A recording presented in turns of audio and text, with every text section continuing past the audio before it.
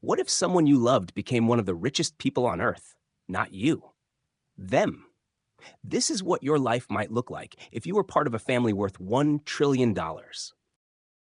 01, the relative you. You share a last name with a man worth $14 billion. You've met him twice, once at your grandmother's 90th, where he brought his own chair, and once at a cousin's graduation party, where you accidentally parked in his spot and spent 20 minutes apologizing to a security guard named Trevor who did not care. You work as a project manager, drive a leased Toyota you are, spiritually and financially, underwater in, and live somewhere so quiet. The biggest news last month was a new mailbox. Then, a TikTok connects your face to his family tree, and your life becomes a group chat you never joined. Crypto bros slide in. A guy from high school who once called you weird now calls you fam. Your Venmo requests triple because apparently 4 different people lent you gas money in 2013 and are just now remembering. A lifestyle blogger DMs asking if you'd collab on growing up adjacent to wealth content. You grew up adjacent to a Long John Silver's. Every December, exactly $15,000 in your account. No note. Just a memo that says family, like it's a Venmo request from God. Last year, it was $14,998 because apparently even generosity gets audited. You never mention it to anyone because how do you explain that the most significant financial event of your year is something he'd lose in the couch cushions of his yacht, and you still don't have his phone number? 02. The in-law. You married into the family 3 years ago. The engagement party was at their small house in the Hamptons, which turned out to have 12 bedrooms and a staff that knew your coffee order before you did, which is unsettling because you didn't know your coffee order.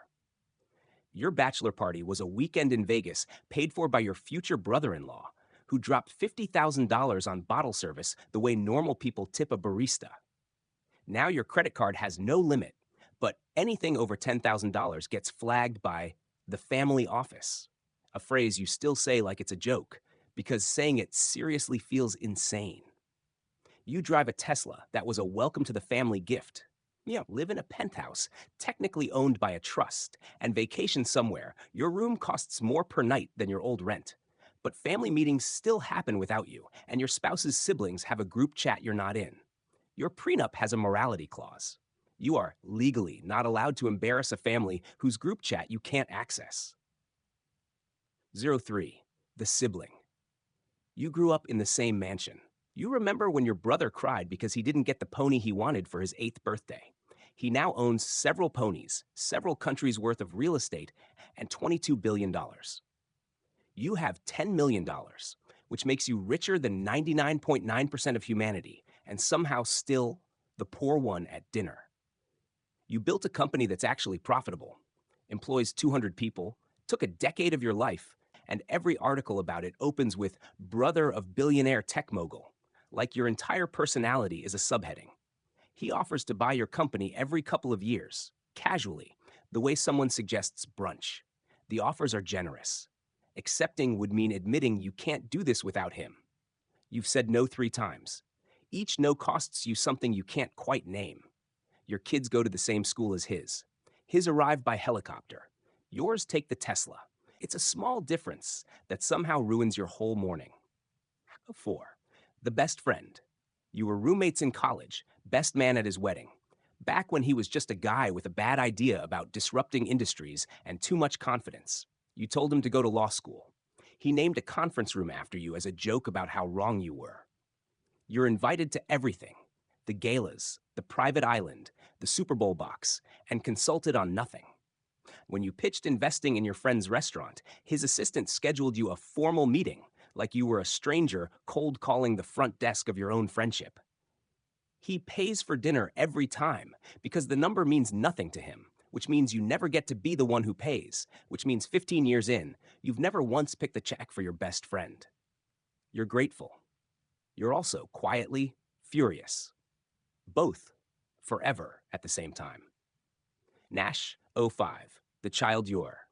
16, your birthday party made a gossip blog because someone leaked photos of the watch you got and the Grammy-winning performer whose name you legally cannot say. The comments call you spoiled. You are, in fact, spoiled. This does not make the comments hurt less. Your SAT tutor costs more per hour than most adults make in a day. Your college essay was about founding a nonprofit that your family's foundation quietly funded, staffed, and basically ran for you. Your last relationship ended when she sold photos of your vacation house to a tabloid. Your therapist, who specializes exclusively in wealthy teenagers, says this is developmentally normal, which is a sentence that exists now, apparently, and applies to you. Nasher06, the spouse. You met him at a charity auction when he was only worth $500 million, which at the time felt like enough. It was not enough. The gap between rich and this is the gap between a puddle and an ocean. And you didn't know that until you were already swimming in it. Your wedding was in a magazine because the flowers alone cost more than most weddings, total. You honeymooned on a private island he bought for the trip and then donated because keeping a private island felt, even to him, like a lot. You now run a $100 million foundation, manage a household staff with actual security clearances, and every time he tweets something regrettable, you're the one calling donors to smooth it over. People assume your life is easy. Nobody asks if it's exhausting to be married to a headline. You're 7. The executive. You're 29. You run the family's venture arm, $2 billion, 200 companies. Stanford MBA, 2 years at Goldman first, specifically so nobody could say you didn't earn it. They said it anyway. Your day starts at 5 a.m. with Asia calls and ends at midnight reading pitch decks from founders who think your last name is a form of due diligence.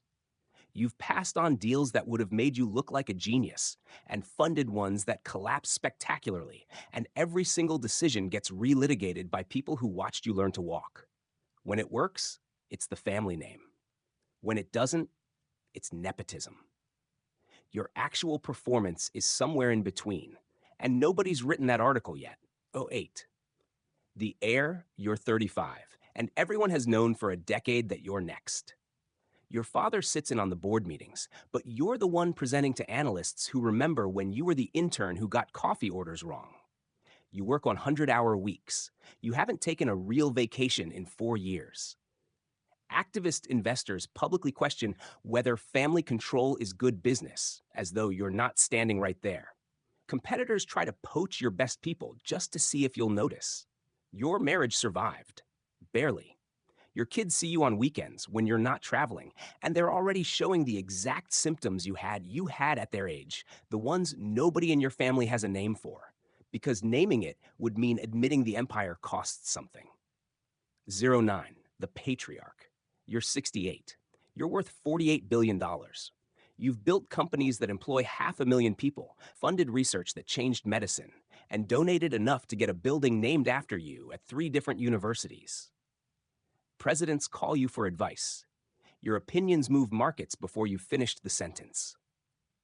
Late at night, in a study bigger than your first apartment, you sometimes wonder what would have happened if you just stayed small, kept the company modest, kept your family close, kept a life you could actually be inside of. Then you remember you made that choice decades ago. Pick up your phone and go back to being a legacy instead of a person. Anyway, the Wi-Fi still doesn't reach the guest house.